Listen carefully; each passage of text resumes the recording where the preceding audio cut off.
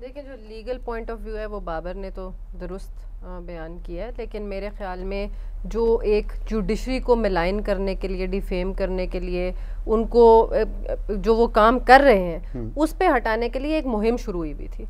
और ये मुहिम हम काफ़ी पिछले कोई 2 हफ्ते से कुछ ज़्यादा ज़ोर पकड़ती जा रही थी, जो यूट्यूब पे आ रही थी, जो कुछ सहाफ़ी हजरात के ज़रिए चिड़िया बोलती आती थी, चिड़िया यहाँ से आ गई, चिड़िया वहाँ, एक माहौल क्रिएट किया जा रहा था।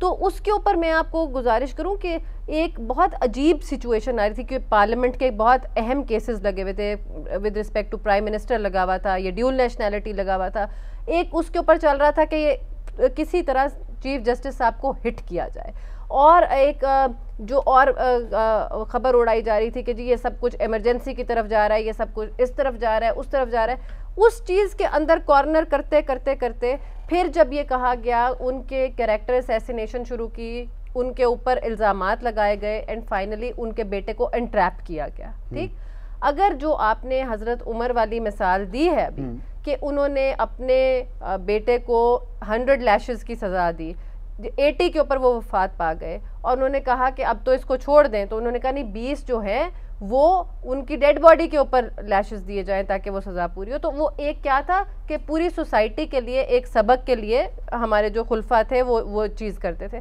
बट येस, हमारे यहाँ इस वक्त इस्लामी निज़ाम नहीं राइज, जैसे बाबर ने कहा कि वी फॉलो कॉमन लॉ, हमारा एक स्टेट का अपना लॉ है, तो उसके मुताबिक जो रूल्स हैं, जो ज्यूरिसडिक्शन है, जिस तरह है, मेरा ख्याल में मेरा आप ज़ाती राय पूछें तो मेरे ख्याल में चीफ जस्टिस इसके ऊपर पूरा इंसाफ करेंगे, और उनके खुद बैठने का मकसद ये है कि एक एग्जाम्पल कायम की जाए कि नोबडी इज़ अबव लॉ, चाहे वो बेटा हो या बीवी हो या बेटी हो। ठीक है, आपने कहा कि चीफ जस्टिस को हिट करने की कोशिश हो रही है, क्यों, वजह क्या है, कौन करना चाह रहा है? देखिए, ये जो हमने प्रेशर देखा है गवर्नमेंट की तरफ से, क्योंकि प्राइम मिनिस्टर के ऊपर केस आज लगा हुआ था और पीछे चलते आ रहे हैं, फिर मैंने जैसे आपको कहा ड्यूल नेशनैलिटी, सिटीजनशिप के ऊपर केसेस चल रहे थे, इसी तरह बहुत अहम पीछे माजी में आपने देखा कि गवर्नमेंट के इदारों के ऊपर केसेस आते रहे हैं, करप्शन के केसेस आते रहे हैं। तो सुप्रीम कोर्ट जहाँ पे हमारा सिस्टम पैरालाइज हुआ है, वहाँ पे supreme court has been in action. तो वो एक एग्जीक्यूटिव और जुडिशरी के दरमियान में एक तसादुम सी चीज़ आपने देखा, जो जुडिशरी ने फैसला किया,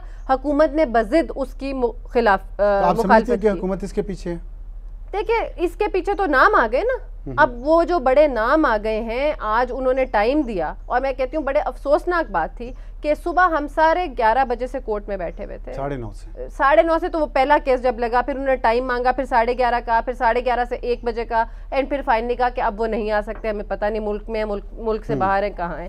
तो कोई भी दूसरी साइड का बंदा नहीं आया, सबूत नहीं आए, कोई तो सामने आता। ठीक है, इसमें आपने अच्छा ये इशू रेज किया कि लोग जो वहाँ पे मौजूद थे, और उनमें से एक हामिद मीर साहब को भी आज सुप्रीम कोर्ट ने तलब किया और वो वहाँ पे पहुँचे और उन्होंने अपना बयान भी दिया। बहुत अहम बयान है हामिद मीर का इस हवाले से, जो आज के सुप्रीम कोर्ट के इस सो मोटो एक्शन के दौरान लिया गया।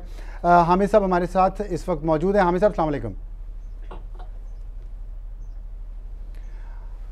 हामिद साहब अस्सलाम वालेकुम। जी हामिद साहब अस्सलाम वालेकुम। जी अफसार साहब, मुझे आपकी आवाज़ बहुत कम आ रही है, मुझे आवाज़ आपकी सही तरह सुनाई नहीं दे रही। अच्छा, अब आपको मेरी आवाज़ आ रही है? अब ठीक है, अब ठीक है। अच्छा, मैं ये अभी आपके उस स्टेटमेंट का जिक्र कर रहा था जो आज सुप्रीम कोर्ट ने आपने दी है, और उसमें आपने वाज़ेह तौर पर कहा है कि मलिक रियाज से आपकी मुलाकात हुई और वहाँ पे उन्होंने आपको कुछ कागजात दिखाए। आप हमारे नाज़रीन को बताएंगे कि किस किस्म के कागजात थे वो, और फिर क्या बात हुई आपकी मलिक रियाज से? देखिए अफसार साहब, मैंने सुप्रीम कोर्ट को भी बैकग्राउंड बताई सारी, कि पिछले हफ्ते मैंने जब इस किस्म की बातें सुनी और मैंने अपने शो में कोशिश की कि मैं प्रोब करूं और जिन लोगों को इस बारे में कुछ पता है वो उनसे मैं कुछ जानने की कोशिश करूं, तो किसी ने खुल के बात नहीं की। तो फिर 31 मई की रात को मैंने खुद मलिक रियाज साहब को फ़ोन किया और मैंने उनसे कहा जी कि मैं कुछ इस किस्म की बातें सुन रहा हूँ, तो बतौर अखबार नवीस ये मेरी पेशा वराना इखलाकियात का तकाजा है कि मैं आपसे रब्ता करूँ और आपका मौक़िफ़ लूँ। तो उन्होंने कहा ठीक है, आप मेरे घर आ जाएं। तो मैं उनके घर चला गया, तो वहाँ पे मैंने उनसे कहा जी कि ये क्या एक विस्परिंग कैंपेन चल रही है और लोग बातें कर रहे हैं कि जी आपने अरसलान इफ्तिखार जो है उसके साथ कोई बिजनेस पार्टनरशिप कर ली है। तो उस पे मलिक रियाज साहब जो हैं उन्होंने अपने बेटे को भी बुला लिया जिसका नाम अली है, और फिर उन्होंने एक फाइल मंगवाई और उन्होंने मुझे कुछ दस्तावेजात दिखाई और उन्होंने कहा कि जी ये हमने इसको मुख्तलिफ औकात में मुख्तलिफ ट्रांजेक्शंस के जरिए तकरीबन 34-35 करोड़ रुपए जो है वो अरसलान इफ्तिखार के अकाउंट में हम वो जमा करवाए हैं।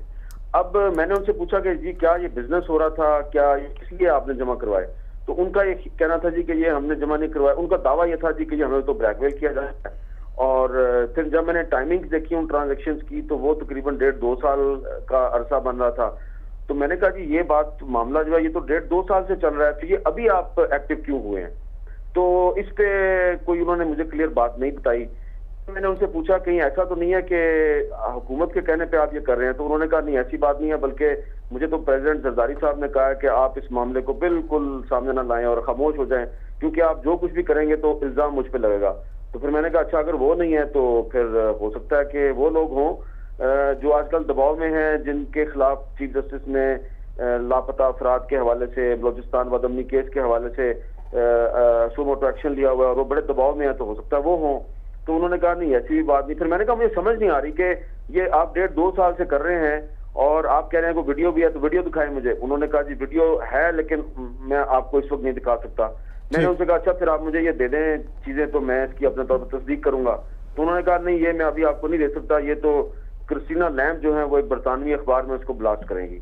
तो मैं कोई कन्विंस नहीं हुआ और फिर मैं वापस आ गया। अच्छा। और कल ख्वाजा आसिफ साहब ने मेरे प्रोग्राम में इस हवाले से कुछ बातें की, जिस पर चीफ जस्टिस ने मुझे आज अपने कोर्ट में बुलाया था और वहाँ मैंने स्टेटमेंट अच्छा हामिद साहब ये बताइएगा कि आपको बताइए ये मैंने कोर्ट को बता दी। ठीक है, अब ये बताइएगा कि जो एक बात आ रही है कि पाकिस्तान की हुकूमत के लोग, पाकिस्तान की आर्मी के जनरल्स और मीडिया के बहुत सारे लोग जो हैं वो काफ़ी करीब हैं मलिक रियाज के, इन्फ्लुएंस हो सकते हैं, तो क्या ये बात दुरुस्त है? शाहीन साहबाई ने भी अपने इंटरव्यू में ये बात की है।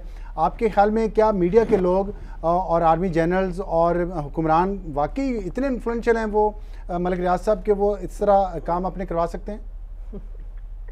देखिए अब सारा आलम साहब आप भी आज सुप्रीम कोर्ट में मौजूद थे, कशमाला तारिक साहब भी मौजूद थी, और जब सुप्रीम कोर्ट जो है उन्होंने चीफ जस्टिस साहब ने हुक्म दिया कि मुझे बताया जाए कि बैरिया टाउन के बिहाफ पे चेक साइन करने वाले लोग कौन कौन हैं, तो जब नाम बताए गए तो वो तकरीबन सारे के सारे जो हैं वो या तो उनका ताल्लुक माजी में ISI से रहा है, फौज से रहा है या एयरफोर्स से रहा है, और थोड़ी देर बाद वो सारे के सारे वहां पर मौजूद भी थे।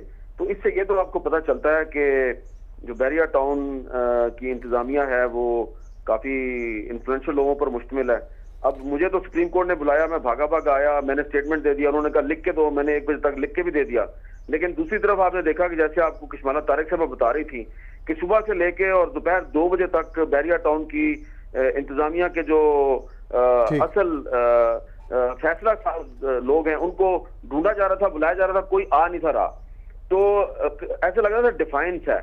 तो मेरा ये ख्याल है ये एक ओपन सीक्रेट है कि वो एक बड़े इन्फ्लुएंशियल आदमी हैं, लेकिन चीफ जस्टिस साहब ने आज अपने बेटे के खिलाफ कार्रवाई करके एक नई तारीख रकम कर दिया है। और अगर तो मलिक रियाज साहब ने कोई सबूत पेश कर दिया चीफ जस्टिस के सामने, तो चीफ जस्टिस ऐसी सूरत में अपने बेटे के खिलाफ भी कार्रवाई कर सकते हैं और मलिक रियाज के खिलाफ भी कार्रवाई कर सकते हैं, और अगर वो सबूत पेश ना कर सके तो तब भी मलिक रियाज साहब के खिलाफ कार्रवाई होगी। दूसरों सूरतों में मेरा ख्याल है मलिक रियाज साहब के। ठीक है हामिद साहब, एक ब्रेक लेंगे हम, छोटा सा ब्रेक के बाद वापस आएंगे। तो मैंने आपसे मीडिया के रोल के बारे में बात करनी है, और दूसरा कि मीडिया के बारे में भी ये कहा जा रहा है कि वो मलिक रियाज साहब उन पर भी काफ़ी असरअंदाज हो सकते हैं, वो कैसे हो सकते हैं, इस पर बात करेंगे एक छोटे से ब्रेक के बाद।